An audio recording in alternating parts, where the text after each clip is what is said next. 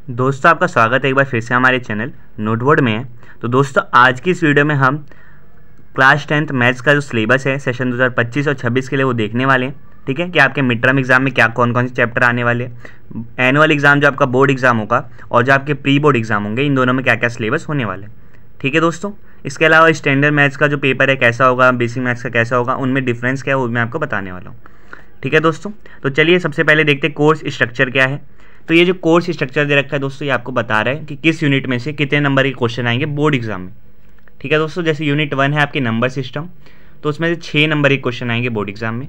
Unit 2 algebra है जिसकी सबसे ज़्यादा वेटेज है, 20 नंबर का है ये।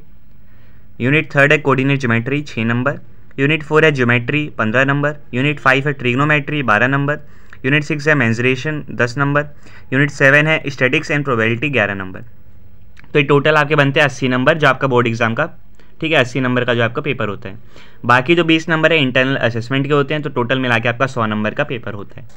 ठीक है दोस्तों, अब एक एक करके सिलेबस सबसे पहले देखते हैं कि मिड टर्म एग्जाम तक का आपका क्या सिलेबस है।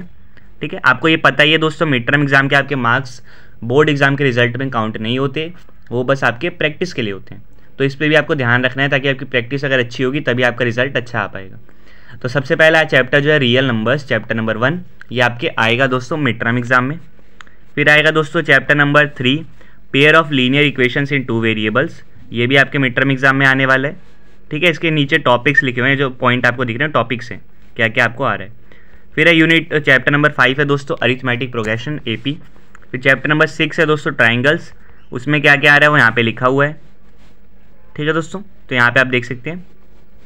फिर चैप्टर नंबर 7 आ रहा है आपका कोऑर्डिनेट ज्योमेट्री, ये भी आपके मिड टर्म में आएगा। चैप्टर नंबर 8 आ रहा है दोस्तों इंट्रोडक्शन टू ट्रिग्नोमेट्री, तो ये आपका आएगा। ठीक है, ये आपने देख लिया। अगला जो आएगा दोस्तों chapter number 9 height and distance. ठीक है, ये जो आपका अगला चैप्टर वो आएगा। फिर चैप्टर नंबर 14 प्रोबेबिलिटी। तो ये जितने मैंने अभी आपको चैप्टर्स बताए हैं ये सारे आपके मिड टर्म एग्जाम के सिलेबस में आ रहे हैं और ये आपको 6 सितंबर तक कंप्लीट करना है। फिर आपका जो मिड टर्म एग्जाम होगा उसमें इतना सिलेबस आने वाला है। ठीक है दोस्तों, मिड टर्म एग्जाम खत्म होने के बाद आपको कौन से चैप्टर्स पढ़ने हैं वो देखते हैं। तो chapter number 2 polynomials mid term के बाद पढ़ना है। चैप्टर नंबर 4 है क्वाड्रेटिक इक्वेशंस, ये भी आपको मिड टर्म के बाद पढ़ना है। ठीक है दोस्तों, टॉपिक्स पे आप ध्यान दीजिएगा क्योंकि बहुत सारे टॉपिक्स पुरानी बुक से कट गए हैं। तो अगर आपके पास नई बुक है तो आपको मिल जाएगा पूरा सिलेबस, पुरानी बुक है तो आपको कुछ टॉपिक जो उसमें से डिलीट होंगे तो उनको आपको मार्क करना पड़ेगा। ठीक है, फिर आता है अगला chapter number 11 areas related to circle. ठीक है दोस्तों, ये आपको दिख रहा होगा चैप्टर नंबर 11। चैप्टर नंबर 10 आएगा सर्कल्स। ठीक है दोस्तों, उसके बाद आएगा chapter number 12 surface areas and volumes. उसके बाद आएगा चैप्टर नंबर 13 स्टैटिक्स। तो ये जो मैंने आपको बाकी चैप्टर्स बताए आपको मिड टर्म के बाद पढ़ने हैं। ये जो पूरा आपका सिलेबस है मिड टर्म से पहले का और बाद का, जो कंप्लीट सिलेबस है दोस्तों, जिसमें टोटल 14 चैप्टर्स हैं, ये आपको 6 दिसंबर तक कंप्लीट करना है। फिर आपको इसका रिवीजन करना है दोस्तों। फिर आपके प्री बोर्ड एग्जाम होंगे, प्री बोर्ड में कंप्लीट सिलेबस आता है। ठीक है, बोर्ड की तरह उसका पैटर्न होता है। फिर आपके जो बोर्ड एग्जाम होंगे फरवरी मार्च में, उसमें ये कंप्लीट सिलेबस आने वाला है। ठीक है दोस्तों, तो ये आपको मैंने अच्छे से बता दिया। सैम्पल पेपर ही आपको पता है मिल जाते हैं CBSE की साइट पे, तो सैम्पल पेपर जब मिलते हैं तो मैं उसकी वीडियो ऑलरेडी डाल देता हूं दोस्तों। इसके अलावा अगर आपको प्रैक्टिस करनी है तो पिछले साल के भी जो सैम्पल पेपर आए थे उनकी वीडियो भी आपको चैनल पे मिल सकती है। ठीक है, तो आप प्लेलिस्ट आपको मिल जाएगी चैनल पे, पिछले साल के जो सैम्पल पेपर है उनकी, तो वहाँ से जाके प्रैक्टिस कर सकते हैं। ठीक है दोस्तों, तो ये आपका पूरा सिलेबस था।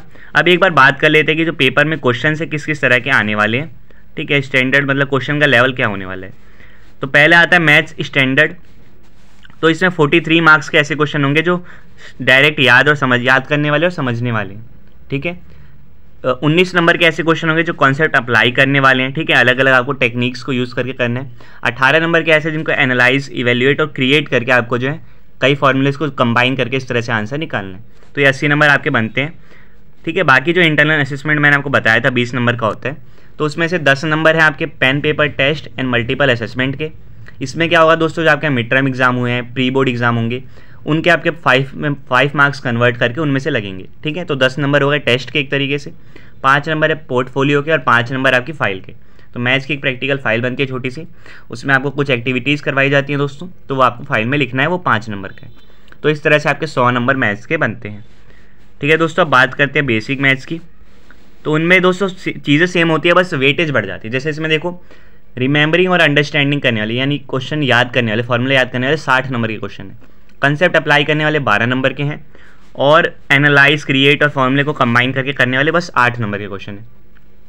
सिलेबस दोस्तों दोनों का सेम है, क्वेश्चन के लेवल में फ़र्क आ जाता है। इसमें जो है डायरेक्ट क्वेश्चन होते हैं, ज़्यादा इजी होते हैं, थोड़े स्टैंडर्ड में थोड़ा आपको ज़्यादा सोच के करना पड़ता है। ठीक है दोस्तों, तो यही फ़र्क होता है, बाकी कोई ज़्यादा फ़र्क नहीं है।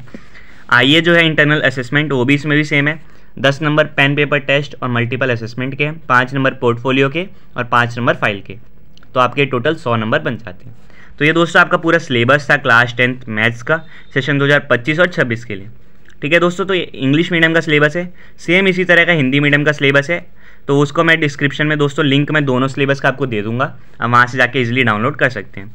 ठीक है दोस्तों, तो अभी आप प्रैक्टिस शुरू कर दीजिए। ठीक है, क्योंकि अभी आपके स्कूल की छुट्टियां पड़ने वाली हैं दोस्तों, कुछ जगह पे एक्स्ट्रा क्लासेस भी चलेंगी, लेकिन आपको इस टाइम पे जो है अगले 2 महीनों में फ्री टाइम मिलेगा, तो आप इस टाइम पे अपना मैक्सिमम सिलेबस कवर करके रिवीजन कर सकते हैं। ठीक है दोस्तों, सिलेबस कोई ज़्यादा बड़ा नहीं है, आप कम टाइम में भी इजीली कर सकते हैं, बस आपको क्या करना है, प्रैक्टिस करनी है। प्रीवियस ईयर के जो क्वेश्चन है किस तरह के आए हुए हैं उनकी प्रैक्टिस करनी है।